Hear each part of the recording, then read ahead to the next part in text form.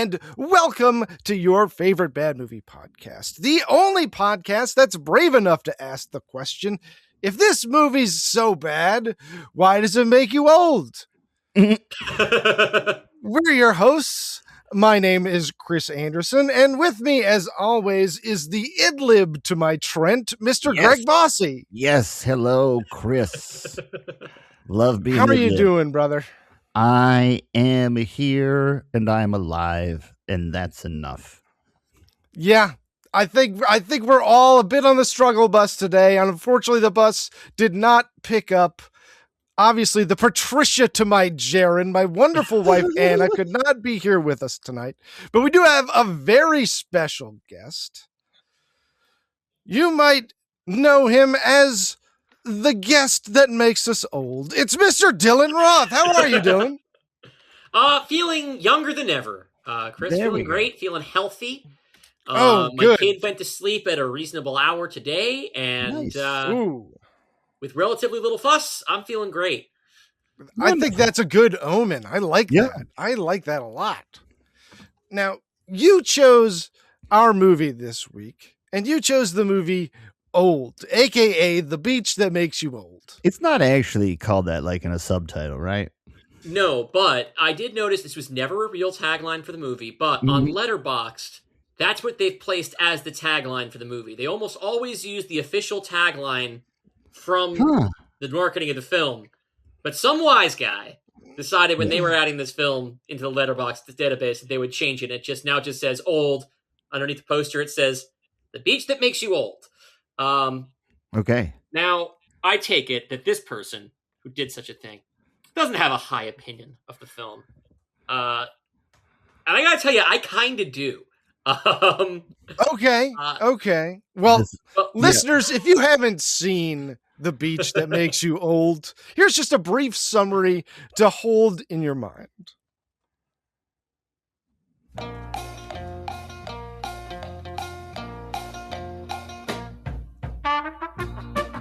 About a dozen tourists are taken to an isolated beach for an afternoon of fun in the sun. And instead, they all grow old and die. So there you go. that is the whole movie. Yeah. That's the movie. Yep. Dylan, what drove you to choose The Beach That Makes You Old? I can tell you exactly what brought this movie to our into our arena here. I came over once previously to do Tokyo Drift, one of my favorite a classic episode. Yes. and you invited me to come back on, and I was like, oh, I liked doing that show. I like you all, and the cut of your jib. I'd love to come back on the show. The problem I'm running into is that I don't have the same zest for bad movies that you all do, and that most of your guests do. No, fair. My feeling is like until I've actually seen every Mike Nichols movie or whatever, or every Park Chan-wook movie, I'd rather watch good movies. No, that's fair.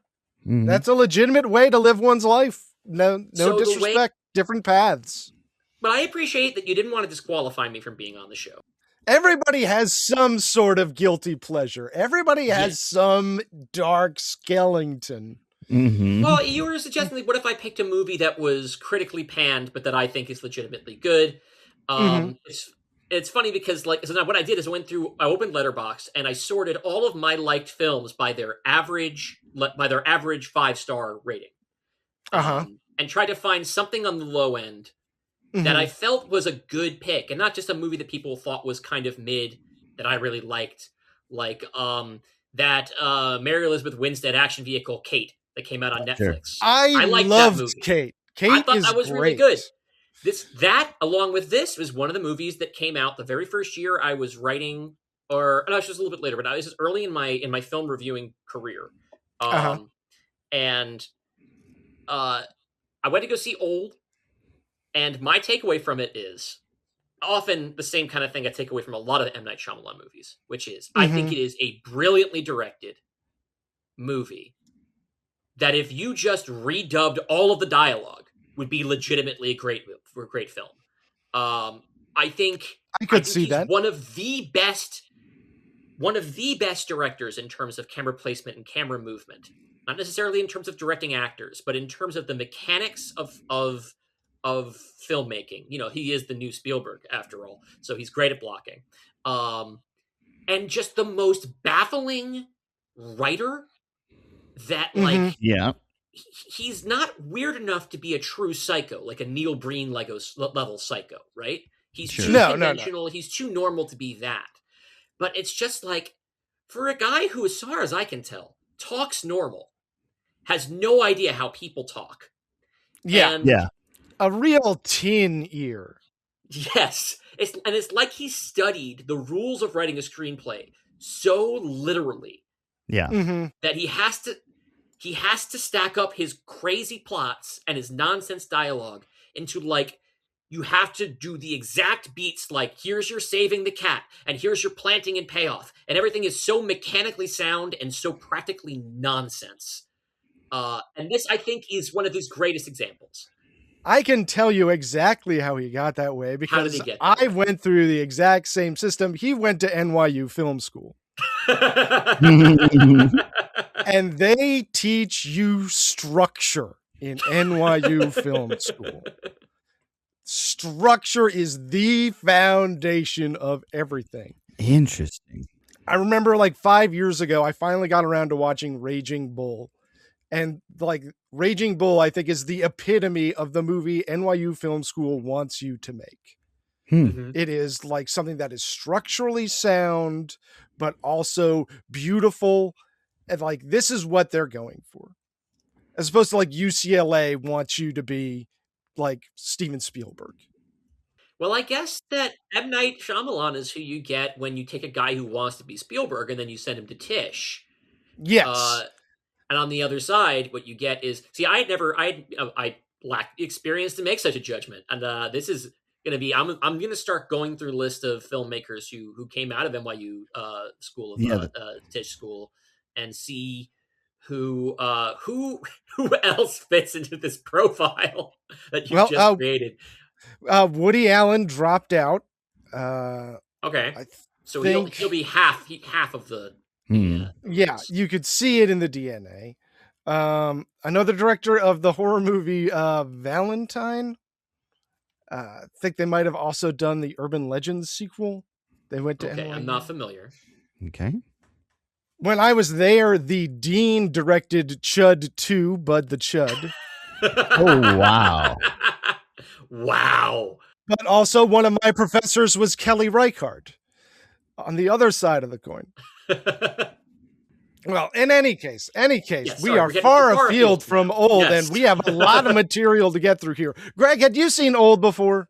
So no, I had not. So I'm trying to remember at what point I dropped out of Shyamalan. So I was into Sixth Sense, saw that in the theater, saw Unbreakable, I think, in the theater. Maybe I didn't, but I really liked it. Then saw Signs in the theater. I was young enough. It was the theater. I was like, this is a great time. And then I think it worked in the theater when The Village came out. It was just like, that's not my thing. Lady in the Water, did not want to see. The Happening didn't look good. And by the time I remember going on like a date with someone and they played the trailer for what is the one with is it The Devil? Is that just what The Devil's in the elevator? The Devil's one of the people in the elevator. Yeah. So when the trailer for Devil came on and it said like produced by M. Night Shyamalan, everyone in the theater laughed. Yeah, I had the same experience. Yeah, that's when I was kind of like, I think I'm done with that. Yeah. You and America, I feel like. Yeah, and then I saw Old and thought, okay. But I will say this. I did have several people be like, you like bad movies, right? And I was like, yeah, like you should see Old. And I was like, okay, I'll keep that in mind. So I was excited when this popped up because it's been on my radar. Yeah, this is one I had never gotten around to. I had been sort of aware of the Shyamalan-assance, I would call it. Sure. But I hadn't really checked in with it. I was just like, yeah, okay, respect. Glad he's doing something and he's doing his thing. People are digging it. Awesome. But I wasn't that interested. We watched Lady in the Water for our episode with Manolo Moreno. Check out that episode. And that was obviously a wild ride. Yeah. And you could see how that was also sort of like, after that, he had to reinvent himself. Yeah. Yeah. Like at that point, people were like, you were too far up your own, but we can't do this anymore. So I checked this one out, and I had an experience with it. I will say that it was not a film that I will forget. Yeah, definitely. Not a film that I enjoyed watching. Yep. Not a film that I would recommend. Yep. This is a film where this is only the second time that I watched it. I saw it in theaters opening weekend, and I watched it now. Mm-hmm. But there is one shot in this film that I think about, I'm not kidding, probably 3 times a week. Okay. And I've never stopped thinking about. From the time I saw it to when I rewatched it yesterday, I was like, I remembered it so well, and I have been thinking about it. Like, I come back to it as, in my head, I'm trying to think of what are my favorite shots in cinema. One of them is in this film. What is it? Or are we going to do that diegetically? Let's dive into it now. Okay, we'll run into it. Whatever you want to do, I'm a guest. Well, let's press on. Let's get on to the context portion of the show, baby. Yeah. Time to play that bumper.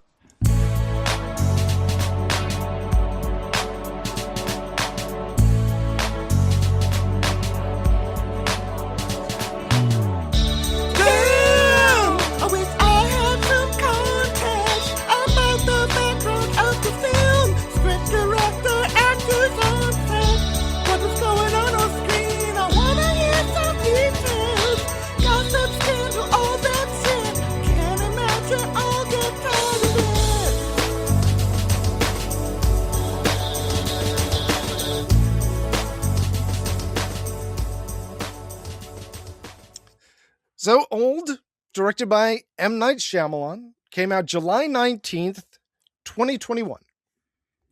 I found 4 official taglines, other than the beach that makes you old. 1, a new trip from M. Night Shyamalan. Sure. Okay. He's still a name. Yep. He's still he was probably the last director that people knew his name, other than I would say Christopher Nolan. He was the last director that built a brand. Jordan Peele has that now. And Jordan Peele, yeah. But he's like up there with those guys in terms of directors that made a brand that's known like outside of film guys. Right. Tagline number 2. A new trip from writer/director M. Night Shyamalan. Boo. Thumbs down He to that. wrote and directed this one, you guys. He's not just the producer like Devil. Yeah. Tagline number 3. It's only a matter of time. Yeah. Oh. There's an actual tagline where, the other one, a new trip from, I guess, is, it's like half a tagline. Yeah. That this is like, I don't know, it gets the tone of the movie. It works on a level if you know what the movie is. I don't know if it's a great tagline, but it is at least applicable, Tagline number 4. They grow up so fast. Now that I like. Yeah. And obviously, solid. Naturally they're meant to like be accompanied with particular posters or whatever. And it really does speak to one of the most terrifying things about this movie. One big thing that changed for me in between the first time and second time I watched it, I'm a parent now. Yeah. I bet that makes it hit different. Yep. That'll crank up some of the intensity of this film. Yep. Yeah. Okay, so M. Night Shyamalan is our second director to join the Two Timers Club, joining Christian Duguay, director of Live Wire and Screamers. This is crazy. Yeah, it's an amazing club. M. Night Shyamalan and Christian Duguay separated at birth. If you want to hear our take on Shyamalan's career up to Lady in the Water, check out episode 53, Lady in the Water, featuring Manolo Moreno. But to sum up, Shyamalan was a bit of a wunderkind. The success of The Sixth Sense in 1999 made him the last of the great 90s auteurs to break out, but his follow-ups offered diminished returns. When Lady in the Water flopped, Shyamalan sort of got on the struggle bus.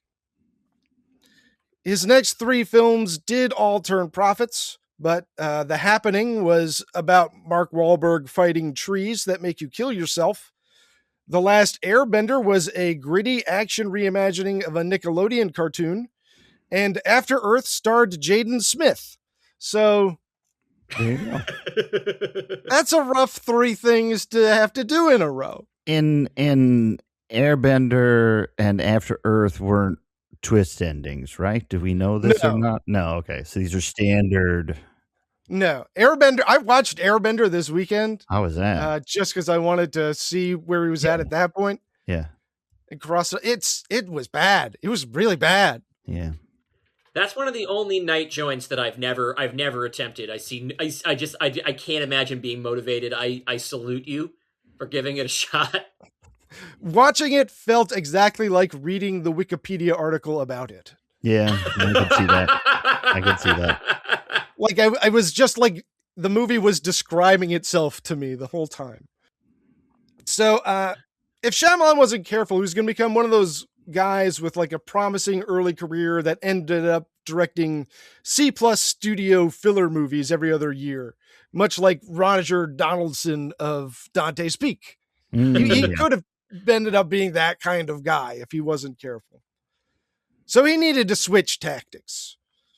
So 2 years after Earth, Shyamalan returned with a self-funded found footage horror movie, The Visit. And that sort of kicked off the Shyamalan-assance. Have either of you guys seen The Visit? That's actually one that I missed at the time, and I have not caught up on that one yet. I know that was the one where he really started to turn things around. I really respect that he's like, man, the last couple movies I made have not been good, and what I'm going to do is mortgage my house. Mm-hmm. And he's now put up the $5 movie million has to be good, and it has to be successful, or else I'll be having to pay off my house that I bought with my much more successful films, and it worked. Yep. So I salute him. Yeah, and I think it was smart of him to go small. I think it was smart of him to lean into found footage. You know, I think the world wanted to see an M. Night Shyamalan take on found footage. That would have been very intriguing at that point.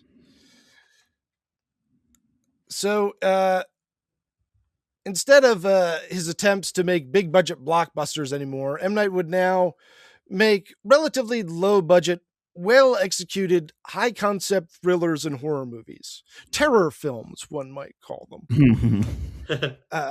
He immediately followed The Visit with Split and Glass, finishing up what he started with Unbreakable, before moving on to direct Old. In September 2019, Universal announced it would distribute Shyamalan's next 2 independently financed films. In a press release, Shyamalan stated, "There are wonderful studios out there, but Universal made it a mandate to release original films. I believe original films are crucial to the longevity of the theatrical experience." This is ironic, of course, because Old is not original. It's an adaptation of a Swiss graphic novel called Sandcastle. Anybody read Sandcastle? No, I looked at some pictures of it. It looked interesting. I read it. It was very sad. Yeah. And it had none of like the framing plot of this. It was just these people are trapped on a beach that makes them old and they die. Yeah. That's what it sounded so it's like without any kind of mystery plot to it. It's just like, here we are. Yeah, they die before they figure it out, and the comic doesn't tell you. It's just over. Yeah. It's good, but it's very sad. I could get into that. Yeah. So I think the important thing to recognize here is that aging like 50 years and 20 hours or 25 hours, that would be pretty sad. Yeah. It's kind of hard to get around the sadness inherent in the premise. Yeah. Yes. But there is some levity here there is some levity to be found in the Shyamalan version. Thanks to my personal favorite rapper, Midsize Sedan. I like to write down names of characters before I begin so that I can kind of reference them as I'm watching. Like, okay, and so I have to make some predictions about who's going to be what. Sometimes like, oh, the big people that are going to be in it, or I know enough about this plot to know that the guy named Tony is important. But I saw mid-sized sedan and I was just like, I actually wrote, I was like, mid-sized sedan, is that real? Like, I was like, is this a misunderstanding? Am I not understanding what? There's someone credited as a mid-sized sedan. I don't understand. Well, I mean, we do must have eventually been a treat learn. for you. Yeah. He relearned his government name eventually. Yes. Aaron Pierre plays Brendan. Yeah. But to the world of pop music, he is known as mid-sized sedan. And I have to tell you, I played a game with my my co-writer and producer on my show is is also a producer for an Apple podcast, like the Rap Life podcast, and through that they've learned so much about hip hop, and occasionally will quiz me to try and get me to detect which current rap names are real and which ones they just made up on the spot, and I flunked that test. I bet it would be hard. They're weird now. They're weird now, right? Because they've gotten weird. It's whatever your fucking social handle is, right? Like you have to get really creative. Mid-size sedan, I love it. It's relatively simple, really. Yeah. I like it because it feels out of time. It makes this. Yeah. It feels like it's specific to a time that didn't happen. Do you know what I mean? Mm-hmm. And makes old timeless that way. It feels like old could be all of us. Maybe it is. We're all bound there eventually. It's only a matter of time. So the production went smoothly, despite being filmed during a pre-vax COVID pandemic. They filmed it entirely in the Dominican Republic. Everyone stayed at the same hotel, and allegedly nobody got sick. It was Shyamalan's first film since his debut, Praying with Anger, to not have any shooting days in the greater Philadelphia metro area. How about that? Don't worry, though. Some of the characters are still from Philly. Yes. Of course. I think they need to get Knight on Abbott Elementary. I think he would be a great guest. I think he's a natural fit. That would be cool. Wait, hang on. They shot some of The Last Airbender in Philadelphia? I guess so. Maybe. I think they built some of their like green screen studios near Philadelphia. Yeah. I mean, that's just to check a box, really. Well, and then he doesn't have to stay away from his home. He gets to be with his kids at home. He gets to put money into the local economy. He loves it. He's what Tyler Perry is to Atlanta. M. Night Shyamalan is to Philadelphia. He really. I grew up in Central Jersey, so like right between New York and Philly, and so there was like a lot of sort of Philly allegiance where I was growing up, and I was like 12, 13 when his first movies were coming out, and every like teenage film buff or wannabe filmmaker was instantly a huge fan of M. Night Shyamalan for doing it in Philly. The other big filmmaker from my area at that time was Bryan Singer, who we were really excited about at the time. Yeah, he went to my high school much earlier. But we have Chris McQuarrie, same school, same town. Okay. We just, he wasn't directing yet. Well, okay. Where was I? The change of location must have served Shyamalan well. The film did connect with audiences and turn in a $90 million box office on an $18 million budget, and that's during the pandemic. It came out in 2021. I can't remember the time of fucking anything anymore. No, it came out in July 2021, and it was one of those things where theaters had been reopening gradually. I believe I don't think I would have gone if I hadn't been vaxxed yet, so surely that had happened.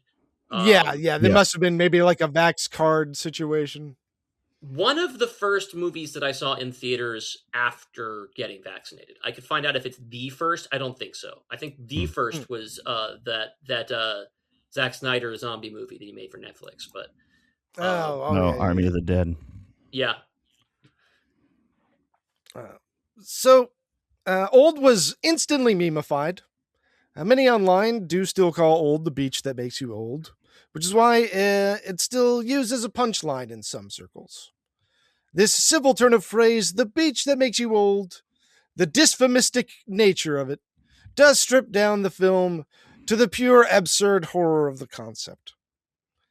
As we all see an older face looking back at us from the mirror every day, the absurd horror of the beach that makes you old becomes more and more apparent every day.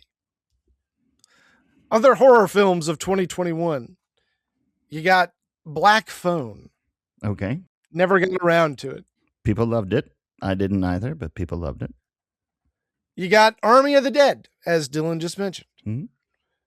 You got The Deep House, the one about the haunted house at the bottom of a lake. Oh. I'm sorry, what? The Deep House. It's about a haunted house at the bottom of a lake. No, I got it.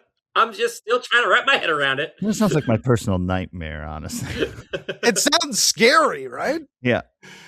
You also got Willy's Wonderland. Oh, okay. You got Malignant. Sure.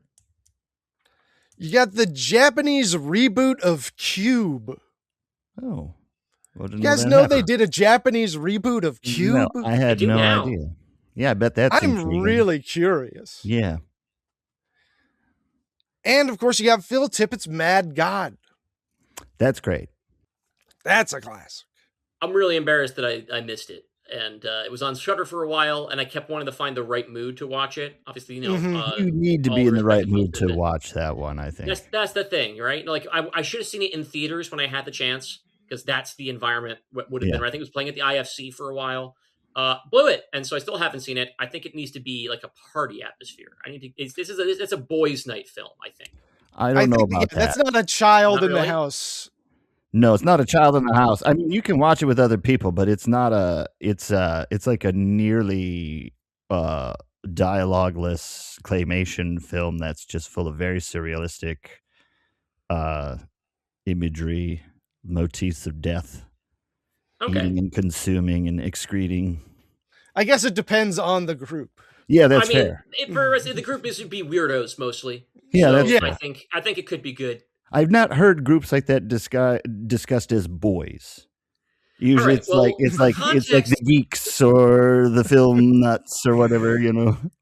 Every year for Dalton's birthday, they get together a group of guys for a weird feel bad movie. Oh, okay. We watched Possession one year. Oh, then watch Mad Drive one year. You watch Mad God. You're gonna have a great time. Now that I know you've watched Possession, we know who the boys are. Yeah. These are the boys to whom I'm referring. Okay, those boys. Yeah, those boys. Those are different boys than I'm thinking. We're thinking of different boys. Let's talk about the plot of Old. Yeah, let's do it.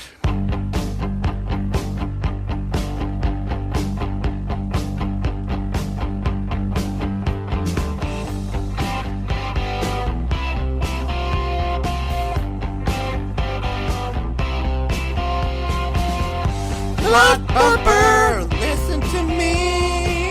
I'm gonna give you the plot summary. Come on, baby, here's the synopsis. Plot bumper, plot bumper.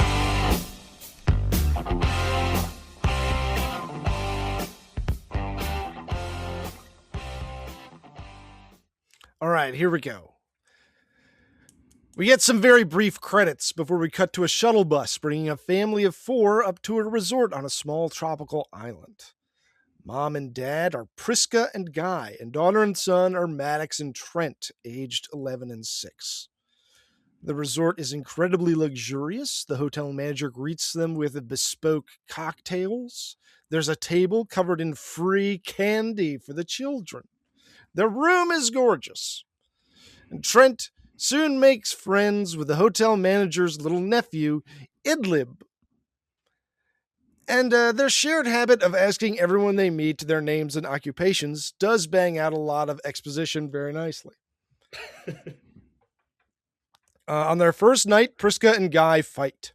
The kids hear the whole thing. They're splitting up, and also one of them is sick. Maybe not that sick, but sick, and it's making things more complicated. And it's got nothing to do with his failing marriage. No, that's unrelated. Yeah. I just love that line. It's like, that has nothing to do with it. It's like, it's weird that it's been brought up then. Yeah. I mean, everybody's just got a lot on their minds, Yeah, you know, and it's true. And they're going to tell you about it. Oh, they in are. as, in as clear and specific and precise language as possible, as we all do in our daily lives. Exactly.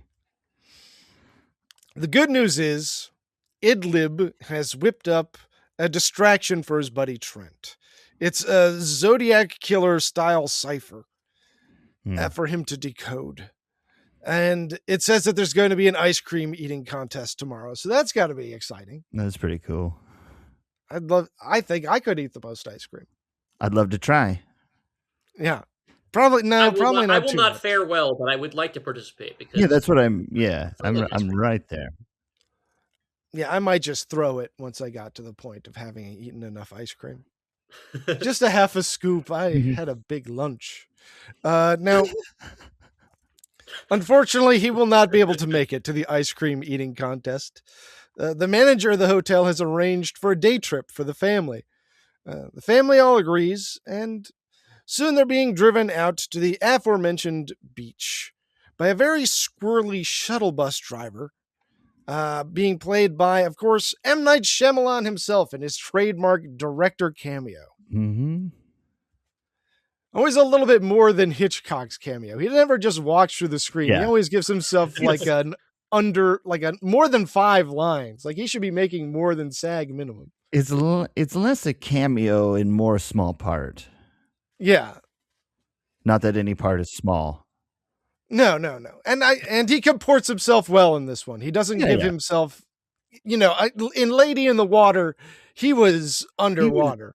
He was biting off more than he could chew with that one. Yeah, here he's fine. And it is good that he's sort of a puppet master here. Director is, it's a fun parallel. Yeah. Now, also on board the shuttle bus are another family of 4, which include Dr. Charles, played by Rufus Sewell, who you might know from Dark City, or the Night movie with Heath Ledger. Not First Night. A Knight's Tale, I think. Knight's Tale, that's the one. He was the villain in that. But he plays Dr. Charles, and he has a vain trophy wife named Crystal. They have a 3-year-old daughter named Kara, who appears to be barely verbal. And there's Charles's mother, whose name I didn't clock, but I'll call her Gam Gam. Agnes. I thought maybe, but I could be wrong. All grandmothers are Gam Gam on this show. That's fine. Mm-hmm. Good for Gam. And Gam Gam also has a small dog named Gustav. So Knight hands over a suspiciously large cooler full of food before explaining that he will not be walking them down to the beach. And they just need to follow through this narrow crevasse between this 50-foot tall rock cliff. And when they get to the other side, they're there. And then Knight speeds off. The 2 families find themselves on the beautiful remote beach. The end. So, I do have to say there were several beach scenes before this, and I try to write down where I am, so I have little note where I'm we're at the breakfast, or the flirtation or whatever. And this was is this the beach? Is this the beach? Is this one of those? It turns out, but a lot of them it was just no, this is not the beach. Everyone's expecting, I think I'm going to be doing this a lot. I'm going to give Knight some credit here, and that I think that there's some pretty good misdirects before the actual terror kicks in, because he knows the audience is waiting for it, right? First, we go to a different beach where nothing bad happens, except for you got to establish, to do a lot of exposition. And then later, once they get to the beach, there's this shot in which we see one of the children standing on the beach, completely frozen solid, as another kid runs by. And I think that certainly the director of The Happening knows that this can be eerie and unsettling, as that's a thing that happens in The Happening before everyone kills themselves. He knows we're just waiting for that eerie thing to happen. And then one of the kids comes by and tags that person, and they get unfrozen, and they're playing freeze tag. Yeah. Right? And it works on the metatextual level of, I gotcha. But also it's one of those things that's got thematic, a little bit of thematic resonance, and that, they're children and they're And they think they're going to be that way forever. They'll stay frozen in time. But they're just playing a game. They're just being silly. And he does that a couple times. And personally, I think it's good. I will give him that shot. I will not say that he is bad at doing what he is trying to do, so much as I think he is trying to do a bad thing. Oh, yes. Oh, absolutely. Yeah. You'll never. I think that makes sense. That is a description of almost every M. Night Shyamalan film. And this is no exception. This is maybe the example. I remember the shot you're talking about. Is that the one that you think about? No. Okay, That's just a shot that I think is good. I remember the shot of the freeze tag, and I found it disorienting, but not in a positive way. Okay. I found a lot of the camera work in this to be disorienting, but not in a way that I felt added to it.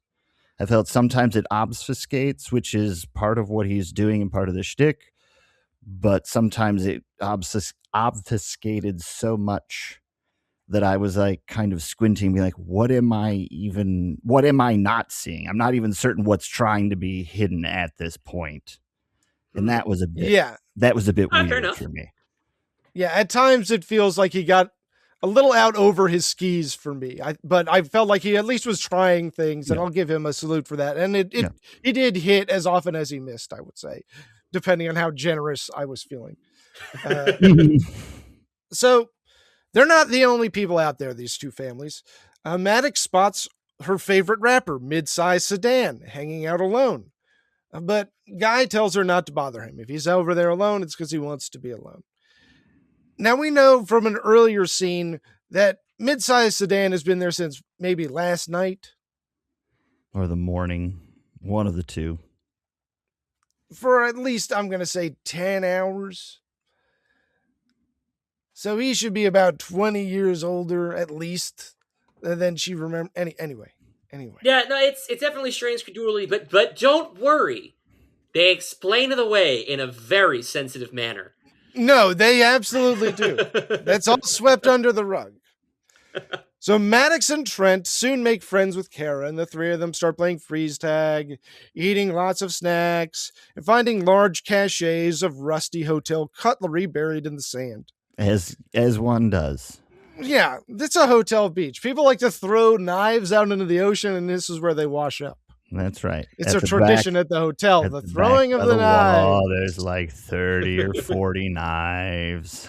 Yeah, they order the knives in bulk. They don't even care. Now, then, while playing hide and seek, Trent finds a rotting corpse of a skinny dipper that we saw earlier in the film. Yeah. Charles suspects that Mid-Size Sedan is involved with her death. But before he can turn him over to the local police force, who I'm sure are fantastic in this third world country, two more people from the hotel show up. There's Patricia, a psychiatrist with epilepsy, and Jaren, her husband, a nurse played by Ken Leung, who is doubtlessly the most rational and likable character in the whole film. Yeah. Is a real Ken Leung type. Yeah. I call him Ken Leung at first. I apologize. Ken Leung. Guy from Lost and that one Sopranos episode. Mm-hmm. And I'm always happy to see Ken Leung in anything. Yeah. Mm-hmm. And I think him being in Lost really does make this feel very Lost to me. Yeah. This does have a Lost kind of a shine to it. Yeah, you could not get away with casting a season 1 actor from Lost, like somebody from the original Flight in this movie. That would be too on the nose. But Ken Leung shows up later, so we're in the clear.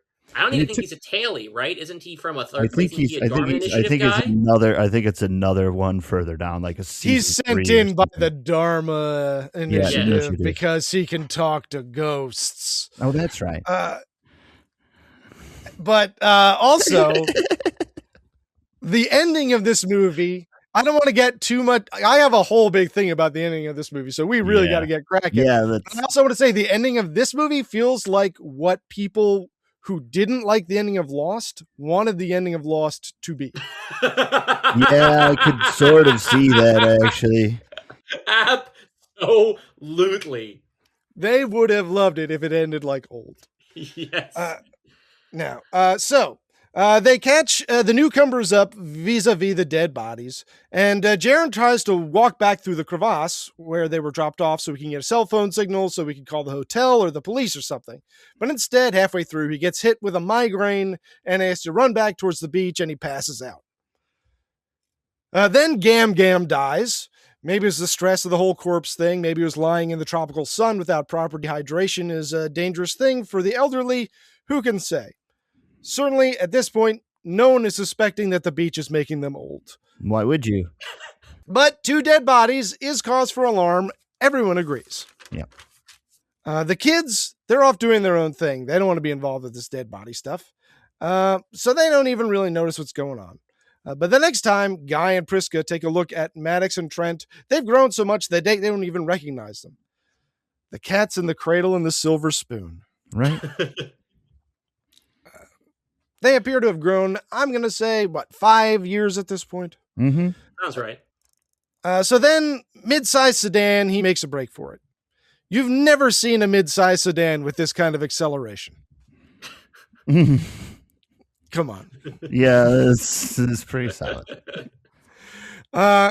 So Charles, he tries to give chase, and the two of them run into the crevasse, and the exact same thing happens to them, just like it happened to Jaren.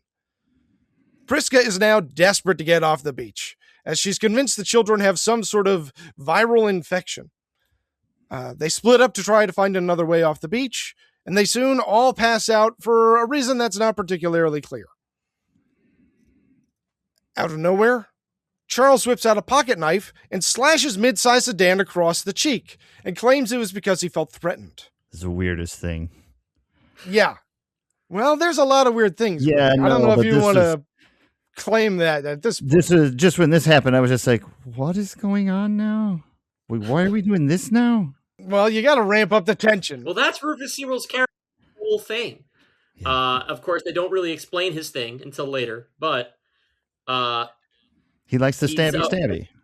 He's just a paranoid stabby guy. Yeah. Who was it? He's got problems. Who's a doctor? Yes, and in fairness, he is the person asking the most important question in the film, which is, what is the movie that starred both Jack Nicholson and Marlon Brando? Yeah. And think about how much less conflict would have been in this movie if he could recall that movie is called Missouri Breaks. Yes. If someone had just said Missouri Breaks to him, this movie could have gone very differently. Yeah. Mm-hmm. It'd been less stabby. Yeah. But the good news is, mid-sized sedan's slashed face heals instantly. Everybody feels like that's pretty strange. Yeah. Charles then examines his daughter, Kara, and guesstimates that she's aged about 6 years since they came to the beach this morning, which would mean that they're all aging at a rate of about 2 years per hour. Patricia, the psychiatrist, suggests that they all gather in a circle and talk about their feelings about this new development. That's her one character trait. Yep. Yeah, when you have a hammer, everything looks like a nail. She's got 2 character traits because she also has epilepsy.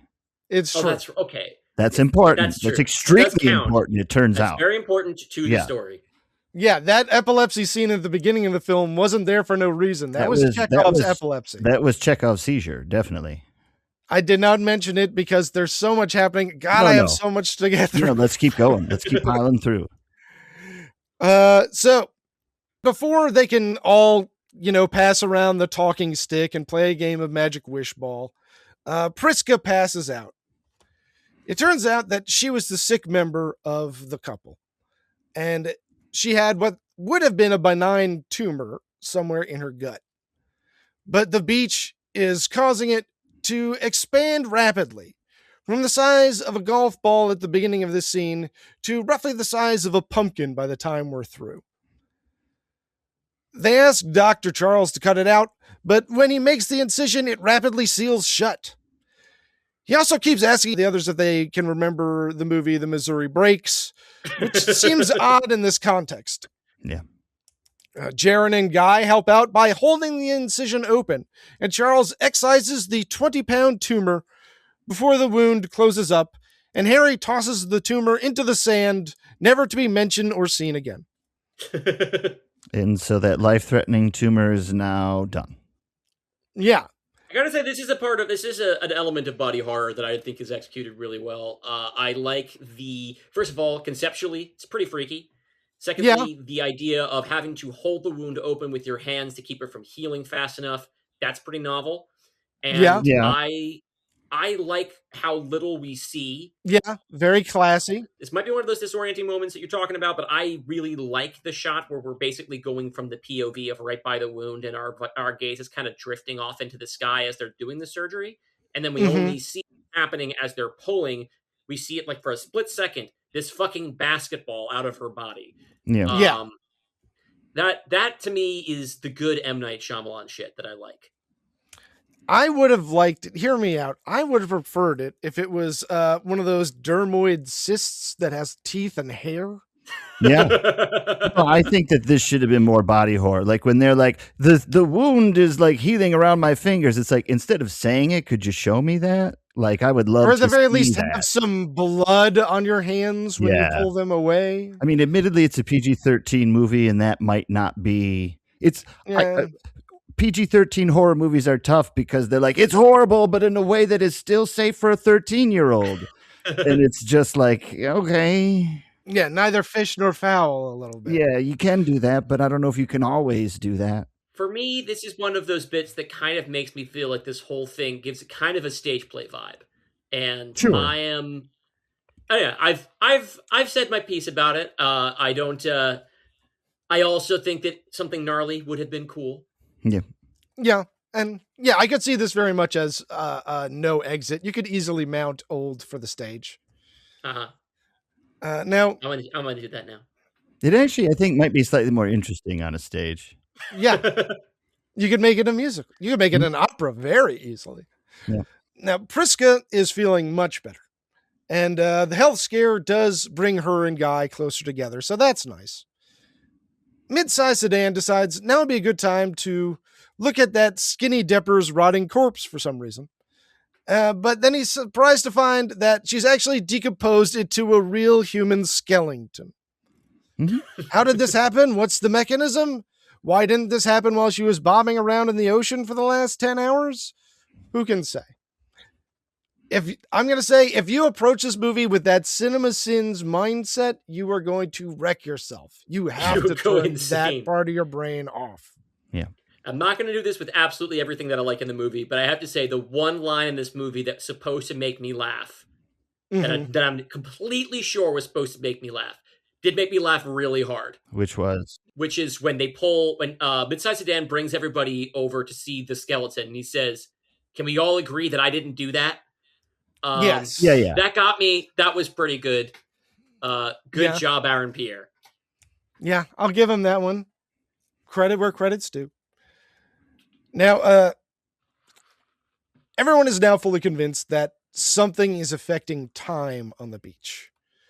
Perhaps the rare minerals that the hotel manager bragged to them about in order to lure them out there. Jaron suggests that rushing out of the crevasse is like radical decompression, and that those headaches they're experiencing are their bodies reacting to the dramatic change in time pressure. And if they slowed way down, like if they took 8 hours to walk out, they could escape. For some reason, no one tries this. This is a true Voyager Magic meeting situation. The rest of the movie, I was like, please try to walk slowly through the crevasse.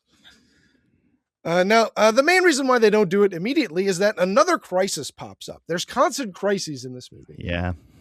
In a way that remind me a lot of two of my favorite comics, which are The Drifting Classroom and The Eternaut. So I thought of The Drifting Classroom with this one quite a bit, actually. Yeah, they're both just like nonstop nightmare mode. Mm-hmm. Except this is paced a little bit more deliberately. Yeah. Now, the thing is, this crisis is no one was keeping an eye on Trent and Kara, and during some of their alone time, the 6-year-old boy got that 3-year-old girl pregnant. Because they're now roughly 18 or so. They're post-pubescent. Yeah. And they don't know what they're doing. He thought it would take time. Yeah. Yeah. They're just doing some groovy goofing. Kara gives birth 45 minutes later, and then her baby dies of malnutrition roughly 1 minute after that. And then the movie keeps on plugging. Everybody does sort of disperse for a moment to process what they just saw, but there's not a lot of time for that because Charles stabs mid-sized sedan to death. Yeah. For some reason. Yeah, he just freaks out. He's just a psycho, is what everybody's rapidly realizing. That's what age does to you. It makes you do the stabby. Yeah, at least that's for how Charles most of us go in the end. If only we had the privilege of growing old, like this movie offers. Most of us end up getting stabbed. Yeah. Yeah. Such is life. No one really has much of a reaction beyond trying to take Charles's pocket knife away from him. But other than that, nobody seems to really care. Priska tells Maddox about the affair that she had, and Maddox says, "I just need some time, Mom." Which, perfect. Obviously, you got to do that. That's your trailer moment. You could have left it there and it would be ham-fisted enough. But you have to have Priska turn 3/4 to the camera and say, "That's the one thing we don't have." Because it's possible that someone in the audience is unclear on what the film is about. Yeah. Well, I'll tell you one thing that one of my professors told us in film school, and I remember the example that they showed us was The Fisher King. And the scene where Jeff Bridges has like white cream on his face and he's practicing his line for this sitcom that he's auditioning for. And the line is, "Forgive me. Forgive me." And he's just saying, "Forgive me," over and over again for like this 2-minute long segment of the film. And the professor said, when you want to be subtle, be obvious about it. And that's what's happening in this scene. M. Night wants to be subtle, so he's being obvious about it. Huh. It's interesting advice. It's true. It's true. Huh. Now, then Maddox goes for a swim and she bumps into Jaren's floating corpse. As one does. I guess they don't rot in the salt water. So I think the thing with Jaren is he had just like, I'm just going to go out and swim. So his was relatively, I guess, yeah, even if it was a half an hour, it would still be a year of decomposition. Yeah. We might be running into that PG-13 problem again. Yeah, that's if they had wanted, if they maybe did think it through and they're like, well, then we have to have like a half-eaten, warm-eaten corpse show up on there. I don't know if we can get away with that. Yeah. Never mind that this kind of thing shows up on like NCIS at 8:00 on network TV all the time. It is the 2020s. Yeah. They should have just had it be a skeleton in his bathing suit. Oh, his shorts, would have absolutely. Been so good. Yeah. Somehow still his hair independently on top, directly on top of his That's how you found out he had a toupee. Yes. But not as identification, because I forgot about this. If you ever get dropped off at a secluded beach and someone before they drive you there says, "Now you kept your passport in the safe, right?" You get out of that vehicle. You say, "You know what? Actually, I have my passport here with me. Can we go back? I'd feel better if we dropped it off." Love to put it in the safe. I'm sorry. I'm really Oh, you know what? I'm just tired from the drive. You know what? I'm going to go to the bathroom for the next 2 weeks. So, meanwhile, Kara and Trent bury the towel full of dust that was once their dead son. Kara decides that she wants to get off this crazy merry-go-round and tries to climb up the cliff face that surrounds the beach, only to fall off and die. Yeah. Because she also passed out. Yeah. Or she at least stopped climbing. Yeah. She died no matter what. Patricia wants to try to swim out by lashing together 3 pool noodles to form some sort of raft. But before she can try that, she has a series of epileptic seizures and dies. Guy starts to lose his vision, and Priska goes deaf in one ear. As a guy that's deaf in one ear, I found what Priska was doing when she realized she is deaf in one ear very relatable. That and the sound design in that sequence worked for me very well, very evocative. It's one of the only times they don't specifically tell us verbally what's happening, which I appreciate. Yep. Yeah. Yep. Yeah, he is a stronger visual storyteller. He should let himself do it. Let's see. Crystal wanders off, distraught over losing her family, her good looks, and also she has some sort of bone disease, and that isn't really helping. Guy and Priska reconcile, and Trent notices that someone off the beach is observing them, and Maddox digs up a notebook full of exposition for her to read. That was... Like, I get why it has to come from, like, a book, but, like, nobody really figures anything out. It's all just outside information that gets thrown at them, almost literally thrown at them from outside. And not for the last time, either. No. So Dr. Charles comes running out of the darkness, somehow rearmed with the knife that they took away from him, and he starts slashing at Guy. Fortunately, his wounds instantly heal, so it seems like this is more annoying than anything. Yeah. Priska runs off to tell the kids to hide before returning with a rusty butter knife. She slashes Charles, and he dies of ultra tetanus. Yeah. Meanwhile, Trent and Maddox run into Crystal in a cave, who chases them off because she is very much like an evil, bony witch, and her brittle bones keep on breaking and then re-healing in ways that are set wrong. That reminded me very much of the Junji Ito story, The Enigma of Amagara Fault. Yeah. I was thinking Uzumaki, but that's the only one I've read by him, but it felt very Ito. Yes. I think it largely worked, but also paled in comparison. I don't know. It was, I liked it at first, and then after a while, I was like, okay. So we're finally left with just our original family. Guy can no longer remember even why they were fighting, and why they were even trying to leave the beach in the first place. I'll give you a hint. It's because it's going to kill you. Turns out it makes you old. Yeah, it turns out that it does in fact kill you. Guy falls over and dies. And as is the case with so many elderly couples, his wife is not far behind him. This is, by the way, the shot from this film that I absolutely love. Now, the dialogue leading up to it, it's very ham-fisted, right? But what we do here is we have, first of all, and with the sound design, we have the waves coming in from the left of the screen, right? Mm-hmm. The dad, I keep forgetting their names of these guys. Guy. That's right. That's why I fucking wanted to call him that guy. Guy falls over dead.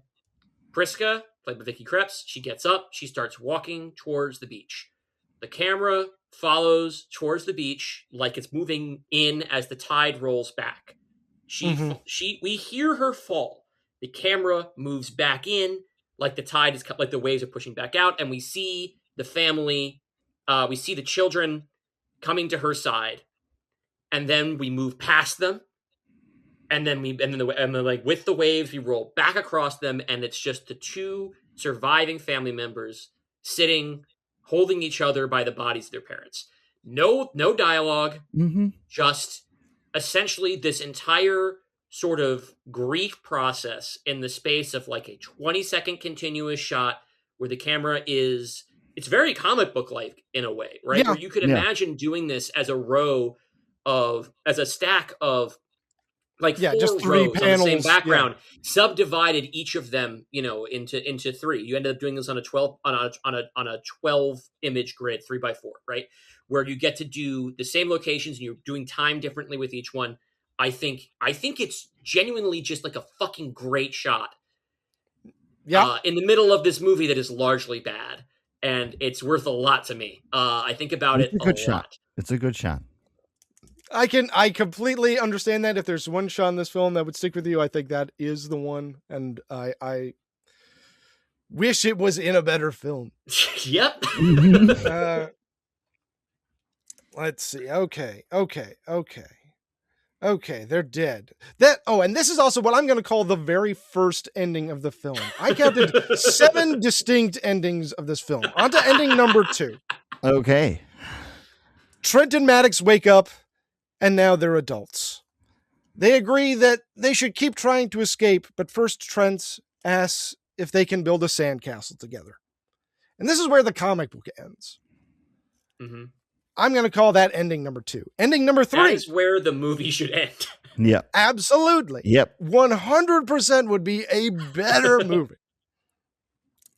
Ending number 3. Trent remembers that he got another cipher from Idlib. Remember Idlib and his famous ciphers? Yeah.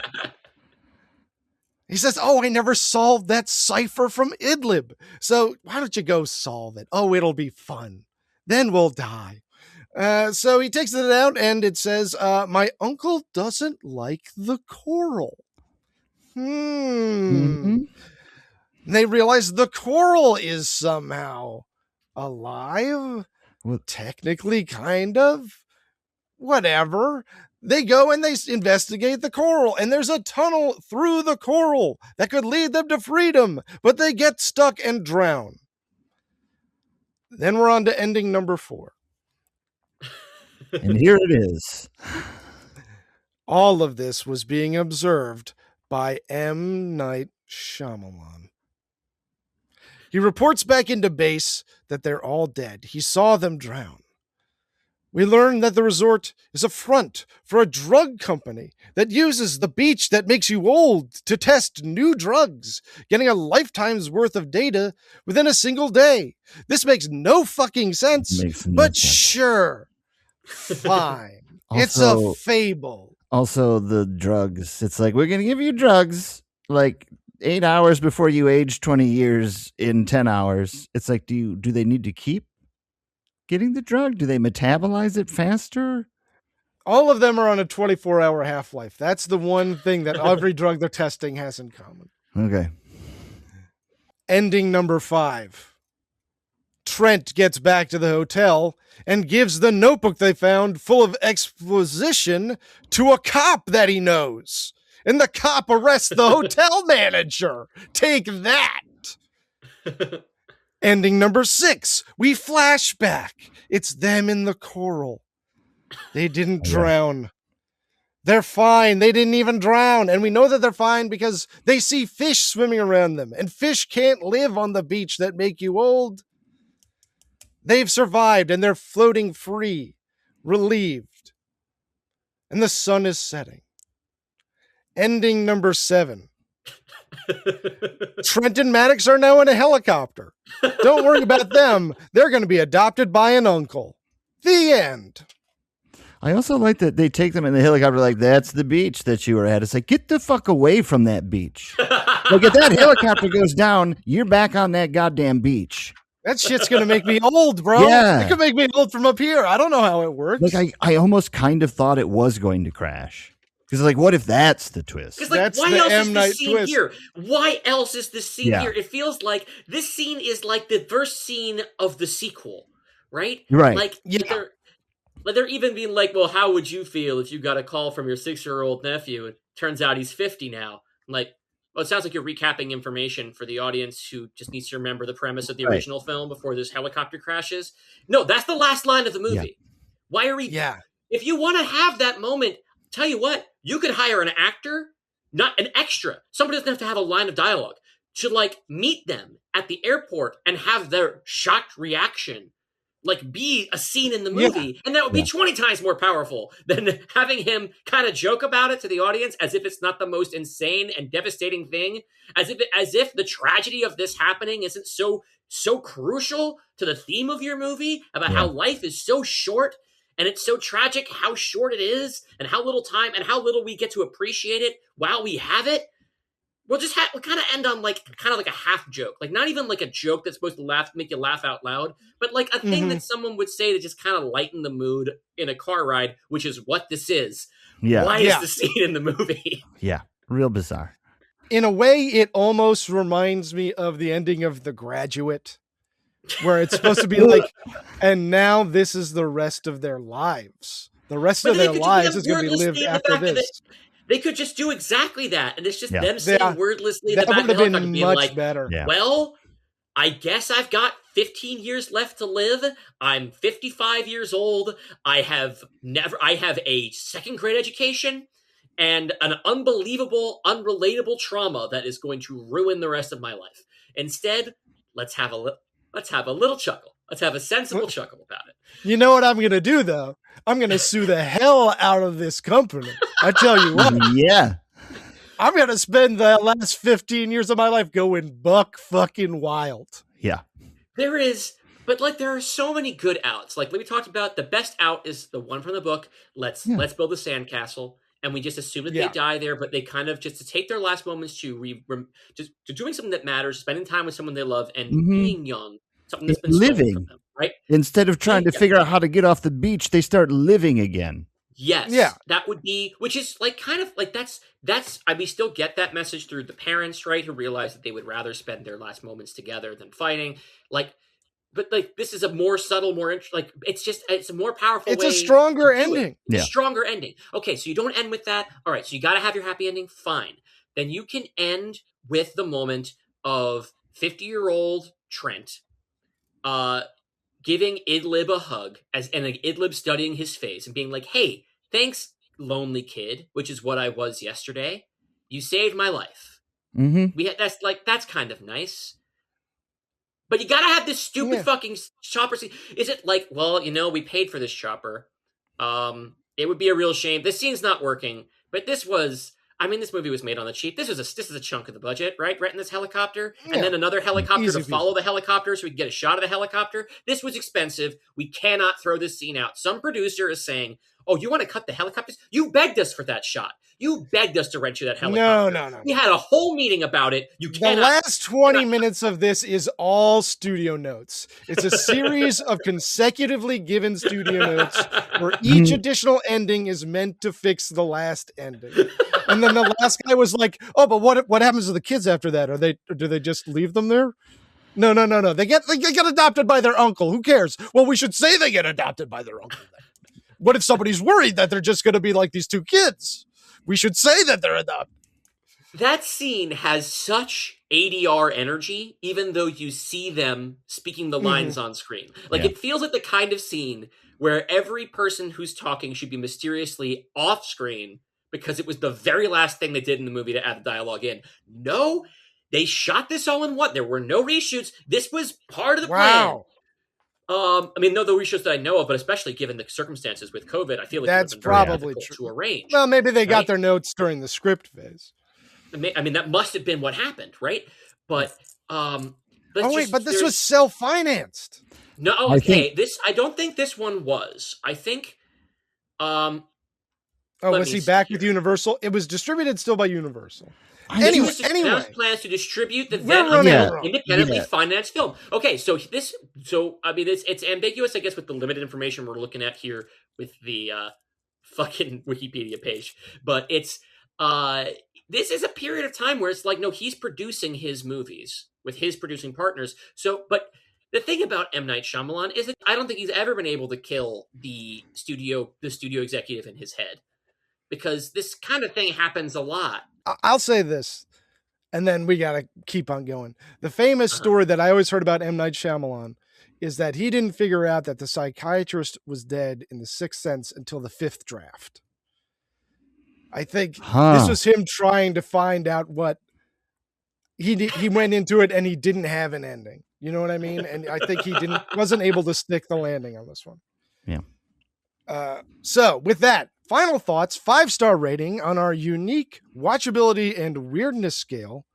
Greg, out of 5 stars, where are you going to give this for watchability and weirdness? Okay, I'm going to try to keep this succinct. This one, when I saw it, so my first reaction, like halfway through it, was almost to become infuriated. But I have figured out now where that has come from. So this is my thing.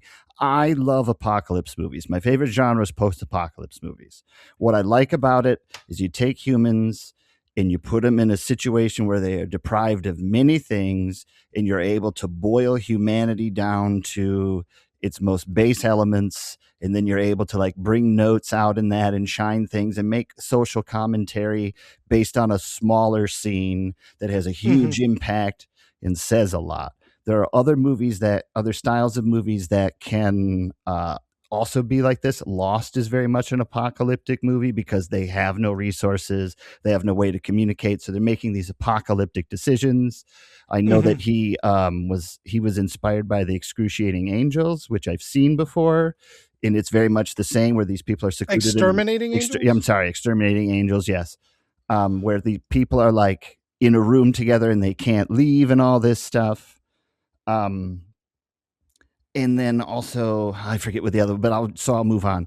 So what it is I feel like this movie has this idea where it's like you're on a beach and it makes you older faster than you normally would be. And so I'm thinking in my head, like, oh, so you're going to deal with your own mortality. You're going to deal with missing other people. You're going to deal with like coming to terms with what you've done in your life. It's like, no, you're going to deal with a man who's stabbing you and you can't hear him because you've lost hearing in one side of your ear and the husband can't see him. And so sometimes there's so much obfuscation too that I can't tell what is going on. In like horror movies, you always say like, don't open the door, but you really want them to open the door because you want to see the monster. But in this one, it's like, I don't know where the door is. I don't know what the door is. I don't know what you want me to be frightened of.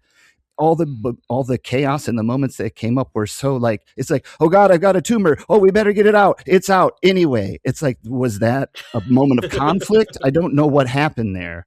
And I realized what it is that what I like about the movie is the graphic novel. What I don't like about the movie is what the end has to add to the entirety of the movie to justify itself. So it's like a bunch of people being on a beach dying because they're aging faster is what I liked. But it was like, but they all have to have medical ailments because it's a beach where we're testing them for medical ailments. And so everything that comes from the end is the part that just utterly confuses me and feels completely grafted onto it because I think it is grafted onto it. And I know he said it was like a 2-hour Twilight Zone movie. Well, I think there's a reason why the Twilight Zone movie is 3 30-minute things, because you don't want a 2-hour Twilight Zone movie, because you want to know what the solution is, and the solution isn't even explained. I mean, the solution is it's minerals in the rocks and they figure it out. The twist is that someone took advantage of that. So it's not like the movie isn't about aging. The movie is about a pharmaceutical company torturing people. And it's just like, I was there for the aging, not the medical research. Yeah. This is truly a movie that does get wrecked by its own ending. Yeah. And that was what I realized. It's like all the parts of the ending that I could feel, because it's just like, why is he stabby? It's like, oh, because he has schizophrenia. It's like, well, why does he have schizophrenia? It's like, because they were testing a drug out on him. It's like, what about the beach that ages him, though? You're at the beach. Yeah. That's really interesting to me. Not enough? Yeah. And that was the whole thing. I was like, why do you keep doing all this other stuff? I want to talk about the beach that ages you. I want to get sad. I want to feel these moments and think, God, do I have enough time? Not, oh boy, I hope I don't go blind before the man starts stabbing me. But I do think that it's an interesting film. It certainly got me thinking. I think for bad movie watchers, you could get some enjoyment out of this. So in an interesting take, I'm going to give this both a 4 and a 1 for watchability. I think some people could get something out of it. I think I am more personally a 1. I'm glad that I have seen it.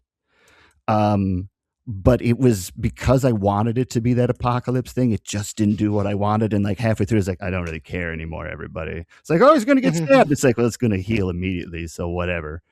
And as far as weirdness goes, it's pretty bizarre. I'll give it 3.5. Okay. I have lately been going through like a lot of midlife crisis stuff. Sure. And like thinking about like aging and my own mortality. And so I found watching this movie to be distinctly unpleasant. So that colored a big part of my experience, because I spend most of my time in movies trying to avoid thinking about things that horrify me and the terrors that stalk my mind in my waking hours. So I gave this a 2 for watchability. I think one man's beautiful elegiac meditation on mortality is another man's slow, boring bummer. Depending on my mood, I could go either way. I was surprised the bummer alarm was never sounded during this conversation. No. I mean, the whole movie is just a bummer, but they're not in like... They're all natural bummers. You know what I this mean? is such as the bummer of life. Yeah. You know, if I had to play the bummer for that, I'd be playing it every second of every day, because the sad fact of The Beach That Makes You Old is that we're all on the beach that makes you old all the time, and none of us can ever escape. Yep. Like, that's the horror of old, and I couldn't stop thinking about that and be like, that's me. I'm dying right now as I'm watching Old. Like, it was just a very unpleasant experience. Yeah, over the course of watching that film, you did age 2 hours that you will not I get. did. I can't get it back, as they say. For weirdness, I gave it 4 stars because a 6-year-old impregnates a 3-year-old. And that's because, obviously, he busts during the 8 seconds she's ovulating, and then she gives birth 20 minutes later. Yeah. I hadn't thought about even that aspect of it. And then the baby dies, and then the movie keeps going. Like, well, c'est la vie. Yeah. Because that's life. We all see constant horrors all the time, and we all keep going because we don't have a choice, because we're all on the beach that makes us old. It's horrifying. Dylan, what about you? Where did you land in terms of watchability and weirdness? Well, watchability, I'm going to put it square in the middle in a 3 out of 5, because it is, I think, a really good-looking movie at times, and also, unquestionably, deeply unpleasant. Right? Like I said, one thing that had changed for me between the first time I watched it, where I got kind of fascinated by it, and the second time I watched it, is that I now have a 3-year-old. And so it is way scarier. It's way scarier of an idea. Still not a horror for, like, again, only the idea is scary. The execution of the movie is rarely all that scary. I think it works more as a thriller or a drama. Like I said, I think I actually agree that I think it would be better on stage, because you have to watch these actors very gradually age before your eyes with no interruption. I think when you want to do it without makeup, you want to do it entirely in the performance. Do it with changing the lighting like they did in old black and white movies. Oh, great idea. I love this as a stage play, in all honesty. Hell, I know some theater people. You should do it. Yeah, get this thing up on its feet. That might be cool to do. Because by abstracting it for a play, you would make it less literal, and that would then, like, add a layer to it that's not there. I guess the question is, do I want to license Old, or do I want to license the... Sounds like Sandcastles is what we really want to do. Sandcastle's the way to go. Yeah, that's probably cheaper, too. So it's... and in terms of weirdness... I was going to give it a lower one, but you did bring up the fact that 2 young children have a baby, the baby immediately dies, and then the film moves on. So I will go with a 4 out of 5 in terms of weirdness. Yeah. It's a weird thing that happens in the movie. There's so many weird things that happen. It's just like, anyway. Well, the good news is we can move on to the third segment of the show. It's time to talk about trends in film. This will be intriguing.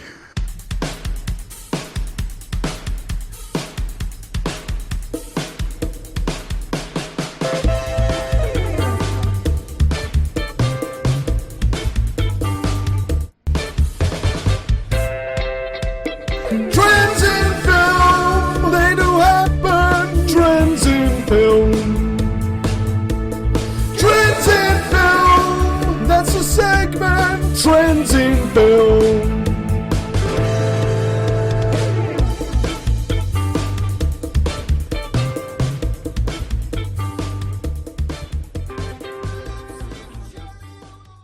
All right, so as we mentioned, Old is based on a comic book. And it's the kind of comic book that people don't think about when they think about comic book movies. Obviously, superhero movies are what people think about when they think comic book movies. So I worked up a list of movies that people might not think of as comic book movies, but actually I like this.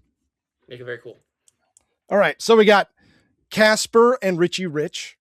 Oh, yeah. Fair You don't really think about it. Similarly, Josie and the Pussycats. Mm-hmm. And now the list starts getting a little bit weird and is nonsensical. I have these in literally no particular order. Time Cop. Time Cop? Time Cop was based on no. Ghost World and Art School Confidential. Yeah. And I think Ghost World is better than the graphic novel. I Personally. haven't read the graphic novel, but Ghost World's it's a good film. Oh, it's classic. 30 Days of Night. Oh, yeah. Mhm. People also just don't think about 30 Days of Night much anymore. I'd like But- to see that because I'm a vampire person. So They made a bunch of like direct-to-DVD sequels too that I bet are weird. Yeah, they did. From Hell, Oh, yeah. A History of Violence. Yeah, I keep forgetting about that one. Yeah, it's not bad. Yeah, that's Uh, great. I love it. The movie's good. The Yeah. graphic Oh, novel's yeah. great. I'm talking about the movie. Yeah. Virus, Jamie Lee Curtis's Virus, Oh, I based did on not a know Dark about Horse comic. Scott Pilgrim versus the World. yeah. Persepolis. People don't talk about Persepolis anymore. Tank Girl, Yeah. Speed Racer, American Splendor. Oh, American Splendor, one of the great comic book movies about comic books. Absolutely. Here, the Robert Zemeckis movie where the camera was just in one place the whole time. Yeah, and That's you watch a that movie and you comic book? think the whole time, damn, I bet this comic is really good. Yeah. Yeah, I bet it's a lot better. It's a good commercial for the comic. Yes. The Mask, yeah. Monkey Bone, My Friend Dahmer. Really? Yeah, My Yeah, Friend I didn't know Dahmer's that. good. The comic is good. Okay. Road to Perdition. Obviously, any of the Tales from the Crypt movies. Arguably, They Live. Really? Yes, it's. You could say it's either a comic adaptation or a short story of a short story, or the short story that the comic was adapting. Okay. There's debate. Modesty Blaze, based on the classic British comic Oh, strip. yes. I don't even know that one. Barbarella. Blue is the Warmest Color. The Death of Stalin, and Snowpiercer. I didn't realize Death of Stalin was a comic book first. Yeah, And now it feels obvious in hindsight. what with that? Do you guys want to play a game? Yeah. Oh, I love games. Fantastic, you've come to the right place. Long bumper, though.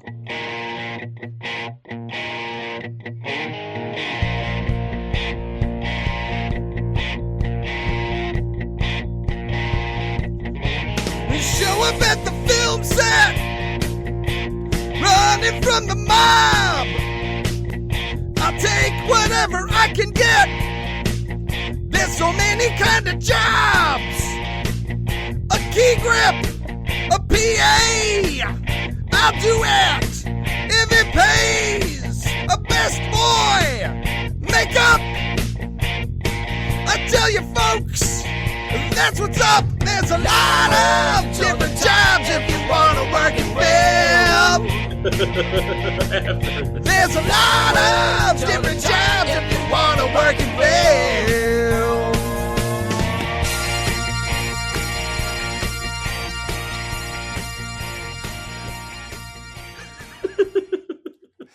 That's right. There's a lot of different jobs if you want to work in film. And I'm going to ask you questions about 9 of them. What I'm going to do is I'm going to give you a brief description of a position that's in the credits of Old. And then I'm going to give you 3 names from the credits of Old. I want you to guess which one had that job. So, question number 1. They oversee the budget, schedule, and logistics of shooting the film. It's the production manager. Oh, and this is a buzz-in game. You'll buzz in by saying your own name, and if you get it wrong, your opponent has the chance to steal. The production manager. Was it Tudor Jones, Kendi Yanareth, or Pedro Bueno? Greg. Greg? Tudor Jones. No, I'm sorry, it wasn't Tudor Jones. I had a real good All feeling. right, then I'm going to guess that second one. Kendi Yanareth? Yes. That's correct. Nice. Okay. Question number 2. They help the director plan what a film will look like by drawing illustrations of individual shots. It's the storyboard artist. Was the storyboard artist Brick Mason, Mo Meinhardt, or Thomas Flouts? Dylan. Dylan? I'm going to guess Thomas Flouts because I just think that should be the person's name. Oh, I'm sorry, it wasn't Thomas Flouts. What were the other two choices? Brick Mason or Mo Meinhardt? And what was the position again? Storyboard artist. Mo Meinhardt. No, I'm sorry, that was the great Brick Mason. So I wanted to say Brick Mason and I didn't. I got to go with my guts. That is like a pulp detective name. Yeah, It's a great name. it is. Question number 3. Somebody has to select all the art, decor, and furniture for a set, and that person needs an assistant. It's the assistant set decorator. Was the assistant set decorator Ricardo Fulch, Gino Delicoli, or Rich Bologna? Greg. Greg? I'm going with Gino. Gino Delicoli? That's correct. That is correct. Greg, you're on the board. All right. Question number 4, all tied up. When you're sound editing, somebody has to adjust the levels on all your Foley, ADR, and music so it matches up with the production sounds seamlessly. It's the re-recording mixer. Was the re-recording mixer Deontay Fly DZ Chambers, Mm-hmm. Prince Anselm, or Skip Lievse? Greg. Greg? What was the first person's name again? Deontay Fly DZ Chambers? Deontay Fly DZ Chambers, please. No, I'm sorry. It was not Deontay Fly DZ Chambers. Dylan, can you steal? I'd also like to guess Deontay Fly DZ Chambers. Yeah, it's a fun thing to say, Deontay Fly DZ Chambers. No, I'm sorry. It was not Deontay Fly DZ Chambers. It was Skip Lievse. Deontay Fly DZ. Fly DZ not in quotations, by the way. Good. Okay. I mean, the guy, the correct answer's name was great too, but completely overshadowed by Fly DZ. Yeah. No, Fly DZ was the bait for sure. He was a honeypot. Yes. Question number 5. They set up support equipment for cameras, such as tripods, dolly tracks, and cranes. It's the grip. Was the grip Harry Heng, Goran Techik, or Winston de Jesus? Oh, man. Greg? Greg? What was the second person's name? Goran Techik? Goran Techik. No, I'm sorry, it was not Goran Techik. Dylan, can you steal? I gotta go with my man Winthon. You're correct. It was Wow. Winston de Jesus. That was too good to be the one. You know, it felt too right. Sometimes there's a guy with a good name in an easy to describe position. What can I tell you? Yeah. Question number 6. Somebody needs to make sure nobody's getting COVID-19, the novel coronavirus. It's the COVID compliance officer. Was the COVID compliance officer Sashi Sohn, Harje Kjellberg, or Pedro Pablo? Dylan. Dylan? I'd like to guess Deontay Fly DZ Chambers. No, I'm sorry. It wasn't Deontay Fly DZ Chambers. Greg, can you steal? Was it Pablo Padre? What was the last gentleman? Pedro Pablo? Pedro Pablo. No, I'm sorry. That one was Sashi Sohn. Okay.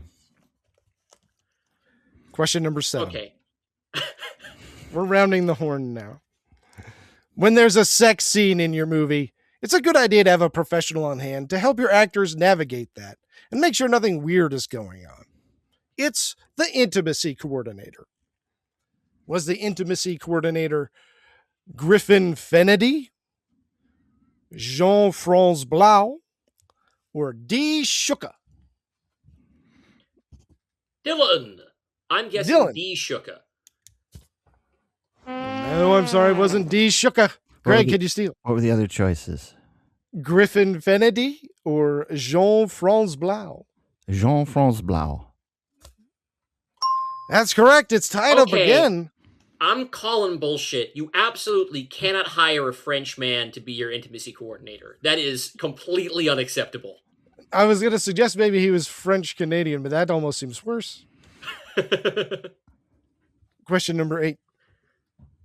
If you've got a military helicopter in your movie, you want a guy around to make sure it's in good working order. It's true.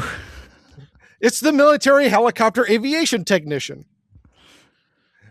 Was the military helicopter aviation technician Yohandi Cespedes, Matt Babb, or Yesther Cyprian? Greg.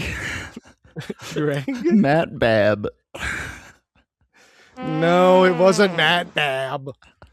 I guess that I'm going to guess Yester, and hope that and hope they had an uneventful, a hazing-free military training regimen.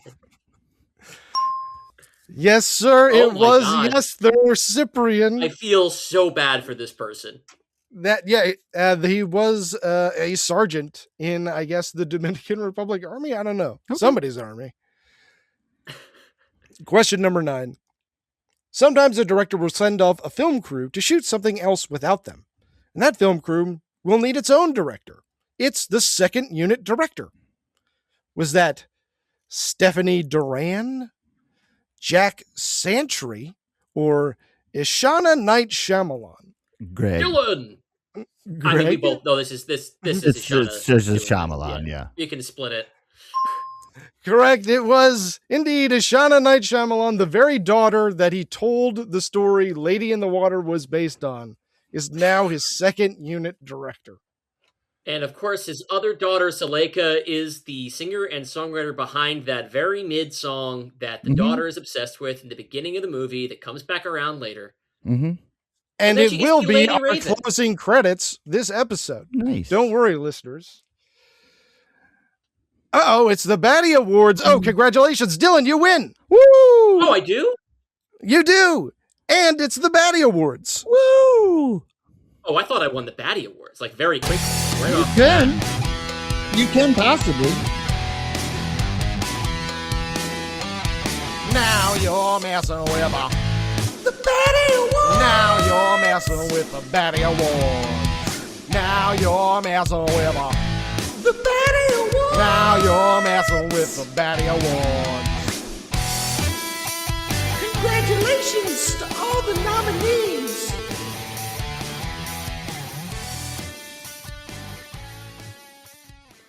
That's right. Congratulations to all our nominees. It's the Batty Awards. Greg, why don't you kick us off? You're our traditional inaugural Batty Award. Yes. So this is actually going to a bit of dialogue and in a sort of a scene that is actually like was exactly what I wanted out of this film. When you're like, you're going to a beach that ages you in a year every half an hour. This line in particular with the little scene was the thing that I was just like, yes, that I want more of. This is what I expected, and this is what I want out of this scenario. And it's when Maddox, that's the Prisca guy's daughter, right?